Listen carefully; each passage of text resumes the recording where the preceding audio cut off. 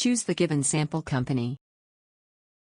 Click on Entries and Proceed to Payment Out. Enter the vendor name in the Payee column. Click on the Go button to fill in the description and amount.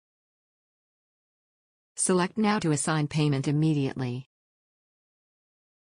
Select the specific accounts type and accounts category. Enter the amount which is equivalent to the payment value. For the next step, click on the payment details. Fill in all the information accordingly and click on Save button. Go to Auto Accounts tab below to log in. Select Sample Company and click on Entries. Go to General Ledger and select Unapproved GL. You can view your payment in Unapproved GL and tick Right button to approve GL. Once your GL is approved, you can view in Reports.